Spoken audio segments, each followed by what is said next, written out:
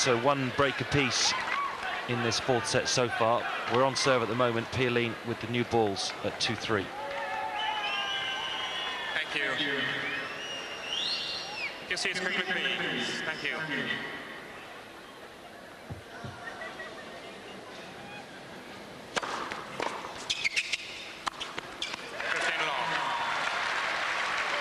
The US Open always provides plenty of drama, most of the majors do, but there's something about the night matches in New York. We saw it last night. Agassi really lit up this stadium, and tonight, a little byplay here with Rafter, but there's always something if you come out to Flushing Meadows for the evening session.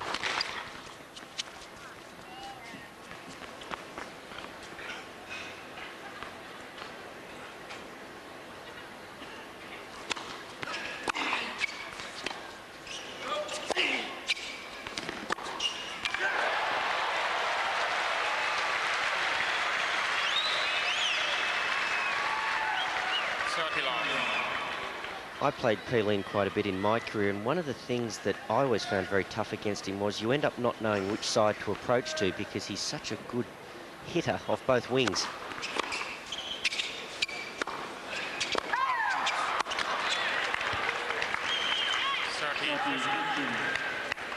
Even a player as good as Pete Sampras, it's very obvious to you that you've got to get in on his backhand if you're trying to approach, because that forehand is lethal. But with pioline, forehand and backhand are equal.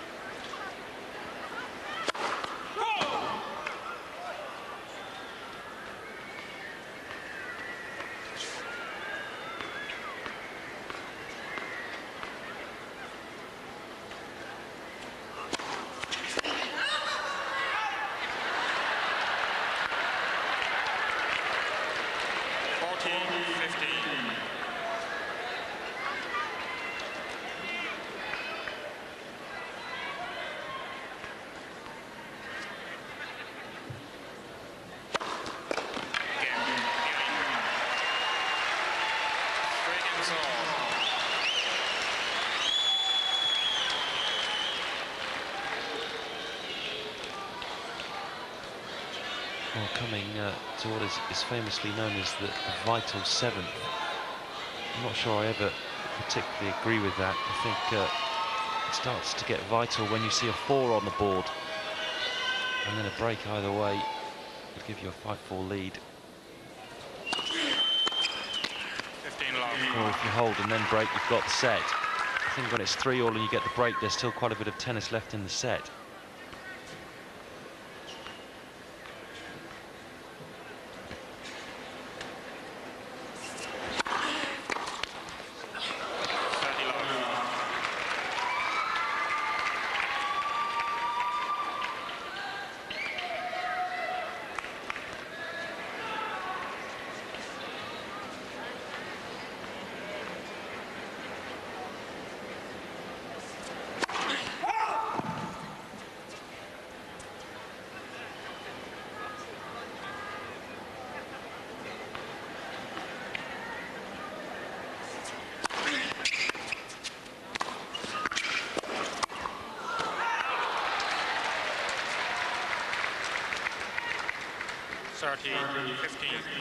I actually think that's a pretty good play against the net rusher sometimes when they close the net down, just bang it straight at their chest. It's something Ivan Lendl used to do pretty effectively against John McEnroe. Tough to react sometimes quickly enough. Oh, yes. pioline trying to sneak in behind the return. Was really caught in no man's land.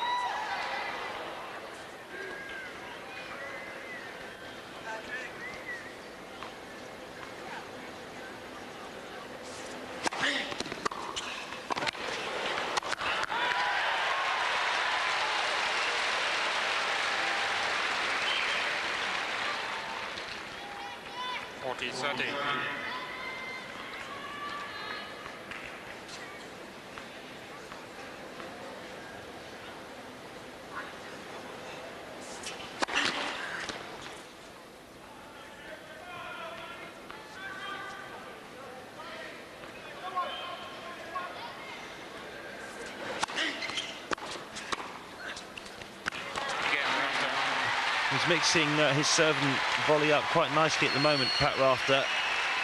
And he leads 4-3, fourth set. Last night, up late, Wally Mazur and Chris Bailey. Get the feeling that Rafter is just starting to spark a little bit more once again. And will make a big effort right here with Pioline serving at 3-4 in the fourth set. Just needs the one break now and he'd be serving for a place in the second round. Yes, he looked pretty deflated, Rafter. He was getting his serve knocked past him pretty frequently there in the third set, beginning of the fourth. All of a sudden, he's decided to stay back, mix it with Pioline from the baseline. He's done it pretty well, you'd have to say.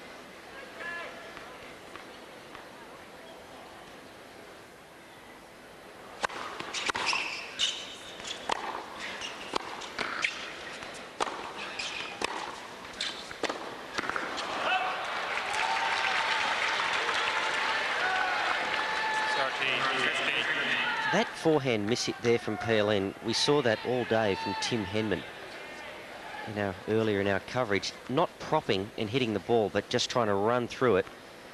When you're running through the ball, your head's moving as you make contact, and that spells problems.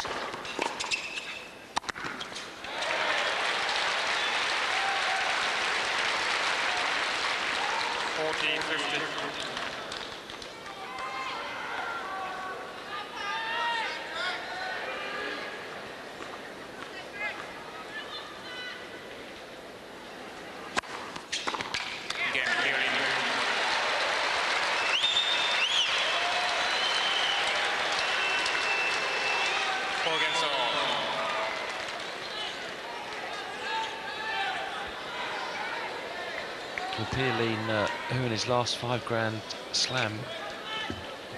last 5 Grand Slams had only won just the one match. He's making a real fight of it here. 4-all, full set. At first service.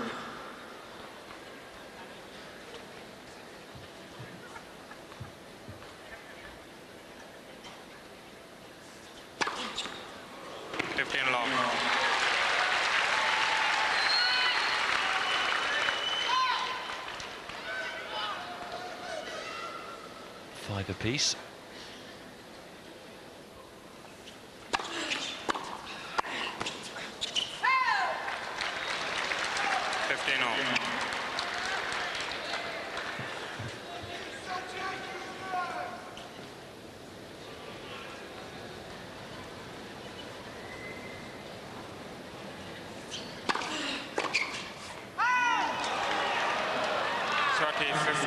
Just wide. I think both men looking at the serve. It did look a little bit deep. Surprising that Rafter would look at the serve. The point had gone his way, and he was almost questioning whether his serve was in.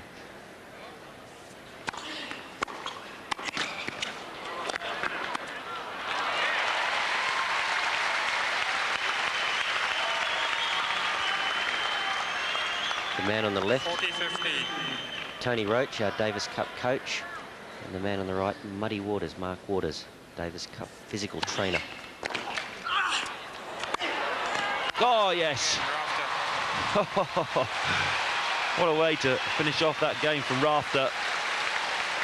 And he takes a 5-4 lead in the fourth set. Pioline will serve to stay in the match.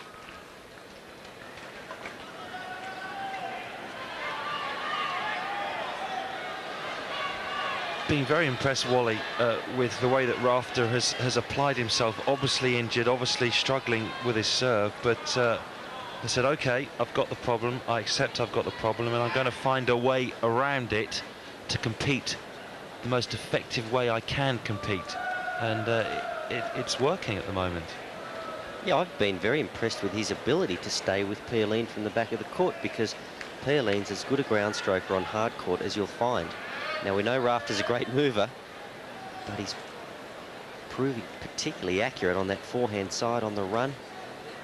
And I think you're right, he's just made a mental adjustment. He was getting, it's very demoralising when your game is to serve and volley. You are slightly injured, there's not much on your serve, the ball is getting banged past you. That's very demoralising, but Rafter has made the mental adjustment. He's decided, OK, I can't win that way. I'll try to find another way out of this match, try to live to fight another day, and hope for a miracle, hope my shoulder can repair somehow if I get a day's rest.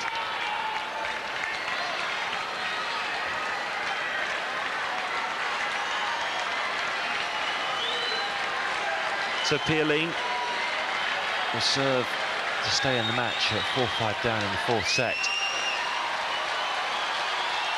Crowd really starting to get into it now, and well, they should. It's been a fascinating contest.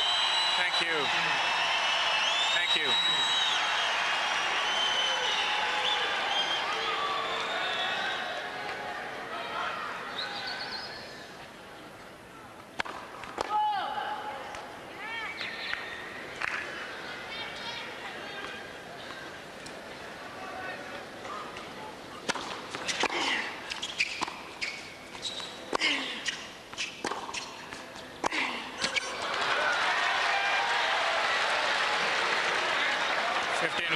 From a purist point of view, Chris, I've enjoyed this match. There's been a lot of different spins. They've elected to play slice, topspin lobs, drop shots. They've both been aggressive and volleyed well. Nice to see all court tennis being played at this level. So many matches these days are just decided by raw power.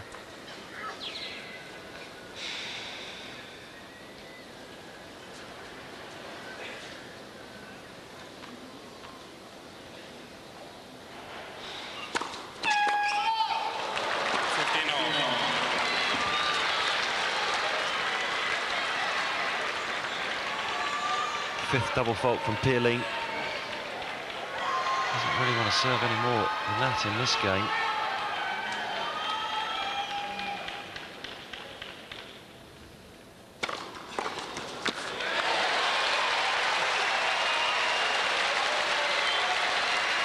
It's a good serve, 123 mph.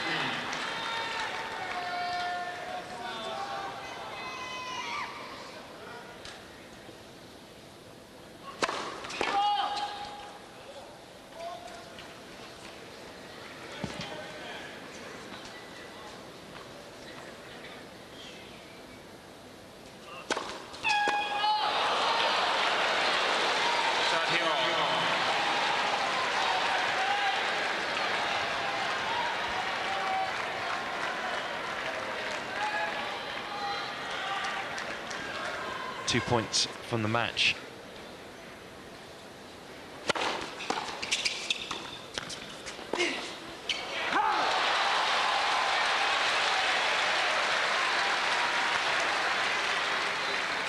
Something.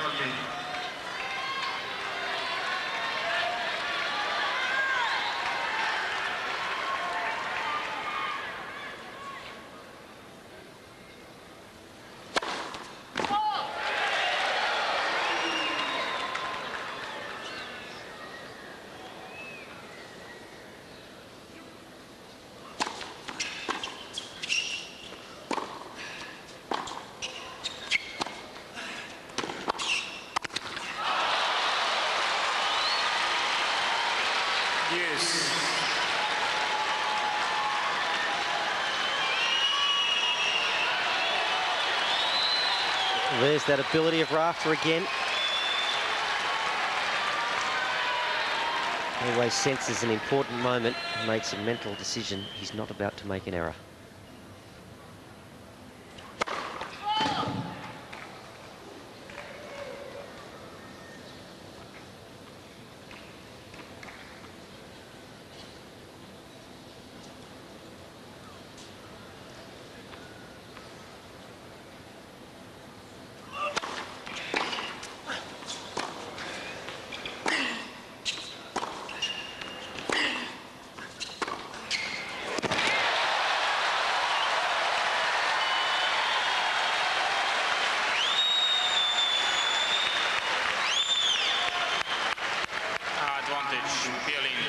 best way, if you are getting a little bit tight, and judging by the way that pioline has played this game with a couple of double faults, a few ball tosses that have gone awry, the best way to handle those nerves is just to take a bit of a gamble and swing, and he did that on that point.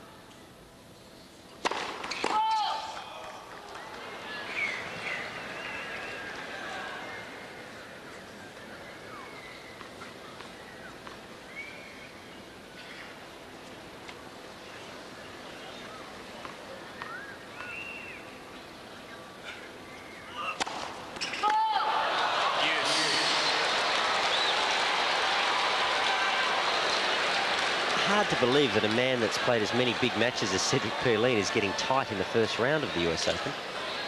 It's not as though he's on the brink of victory or anything, but 3 double faults in this game. Yeah, when you think that he hasn't won a lot of Grand Slam matches, 1 out of his last 5 appearances.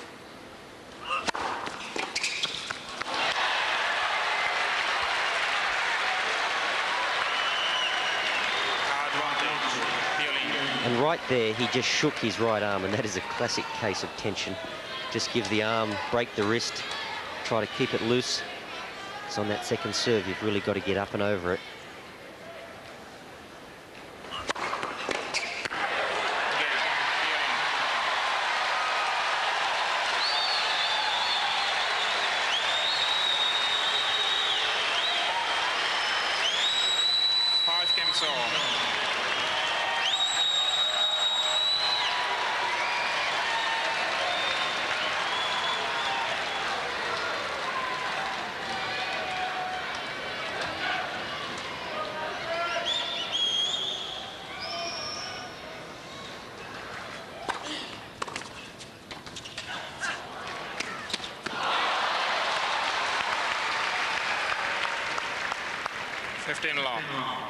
A little bit slow moving forward to that ball, pioline.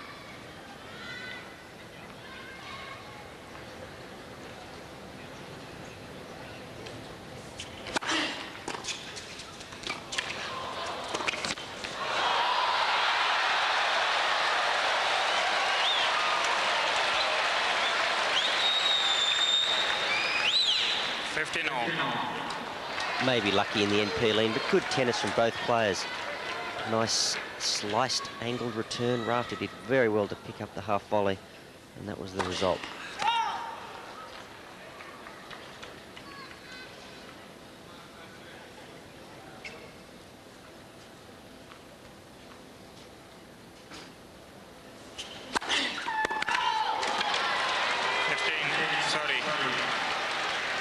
There's a little bit of double fault-itis going on out there at the moment. Pioline served, what, 3 double faults in his last service game. After serves 1 there, takes his tally up to 5. A little bit tense down on centre court.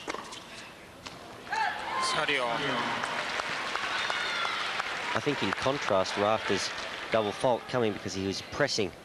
I'm not necessarily sure he's tight, just going for too much on the second serve. Pioline, though, I think, starting to feel the pressure.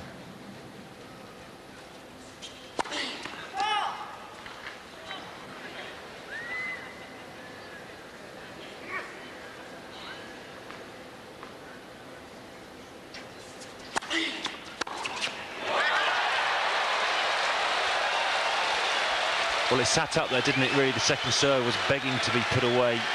85 miles per hour. Against a quality player like Pioline, it's going to fly past you. So break point for Pioline.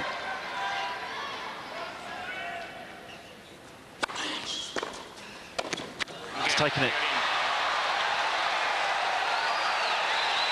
The vital break for Pioline at 5-all, and he will serve to take us into a 5th. And for the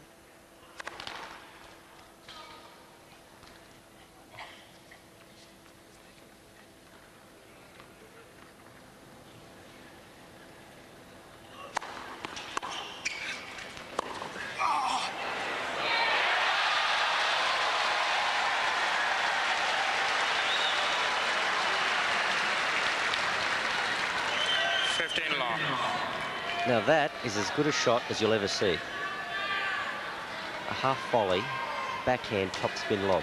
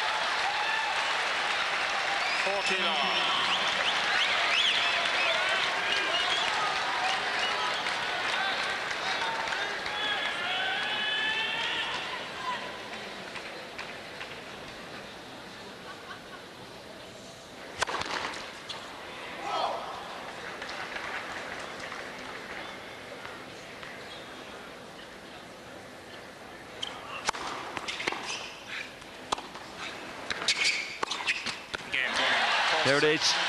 Pioline 7 games to 5. Pioline has done what I think we all thought was the impossible, and he's got himself back to 2 sets all. And we'll go into a 5th. Please keep your seats. Thank you. Players are ready. Well, Rafter looks pretty dour there, and I just wonder how he must be feeling. Defending champion, he's in the first round here this year. He can't serve hard enough to get any free points against Pioline, who's playing like a train at the moment. Pretty lonely place, centre court sometimes. Final set. It's times like these you wish you'd chosen a team sport.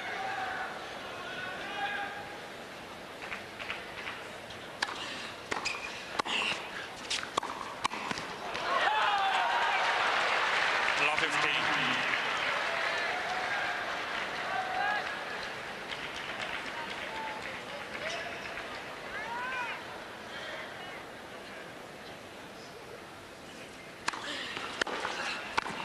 Love 30.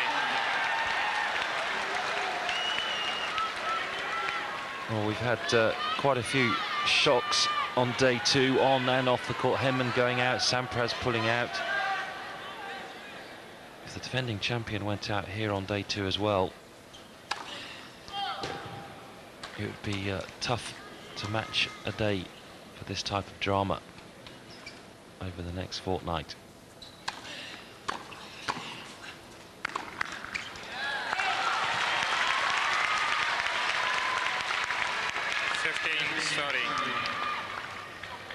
Once again, there's Roach on the left-hand side, Davis Cup coach, and Mark Waters. Their faces are getting grimmer as the match goes on. Oh.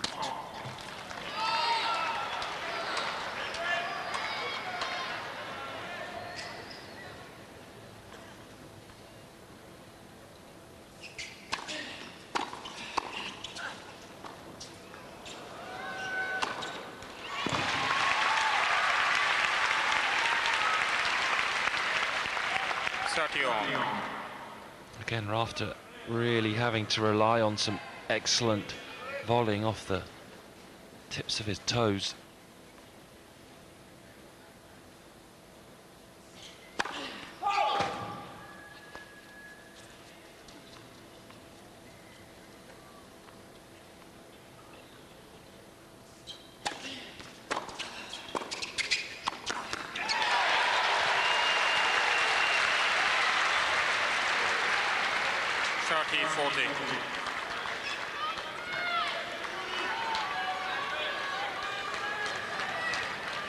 Break point for Pioline at the start of the final set.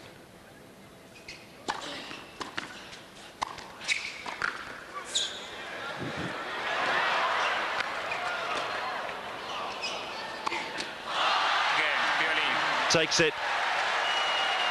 First game, final set. Could prove to be a vital break, and I feel that Pat Rafter, I think Pat Rafter's going to pull out. I don't think he can continue.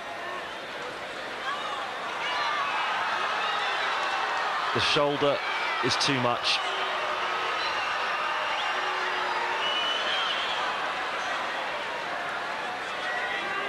It's not going down well with this New York crowd.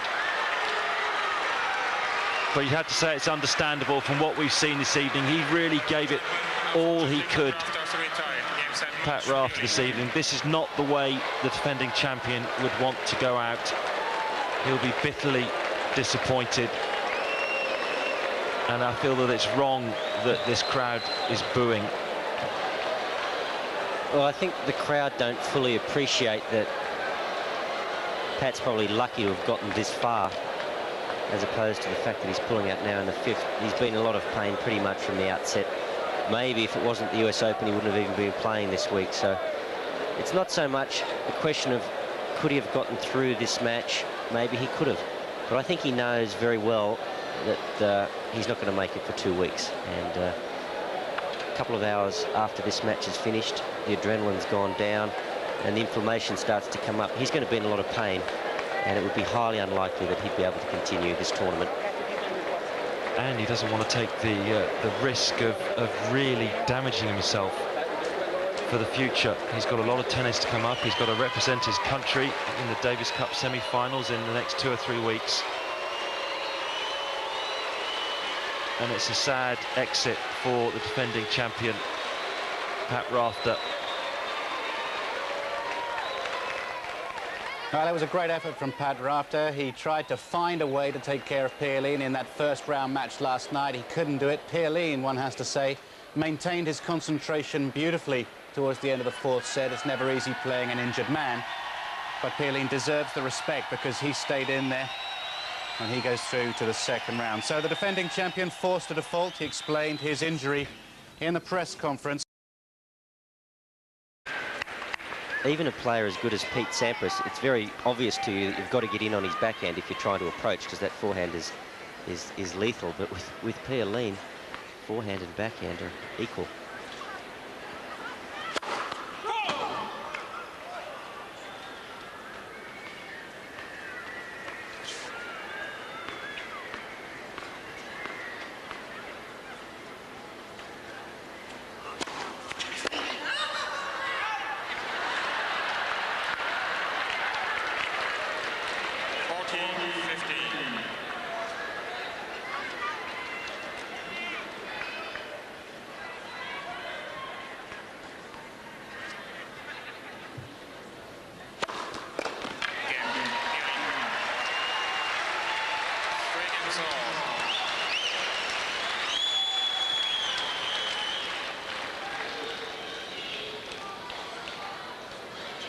Well, coming to what is famously known as the vital 7th. I'm not sure I ever particularly agree with that. I think it starts to get vital when you see a 4 on the board, and then a break either way will give you a 5-4 lead. 15 love. Or if you hold and then break, you've got the set. I think when it's 3-all and you get the break, there's still quite a bit of tennis left in the set.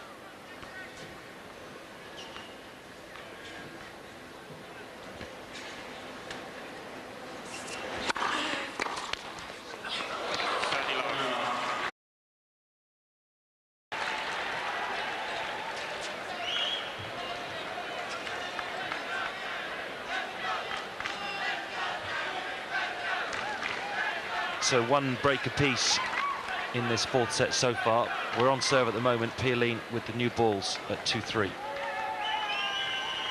Thank you. Your seats quickly, please. Thank you.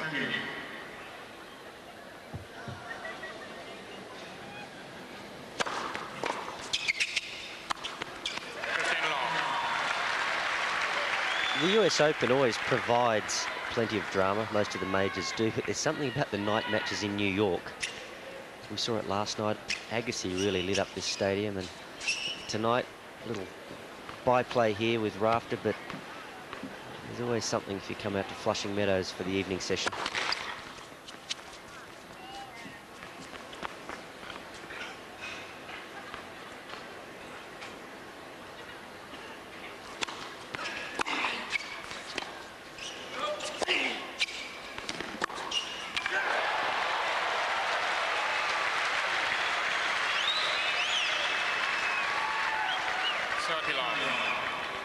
I played pioline quite a bit in my career, and one of the things that I always found very tough against him was you end up not knowing which side to approach to because he's such a good hitter off both wings.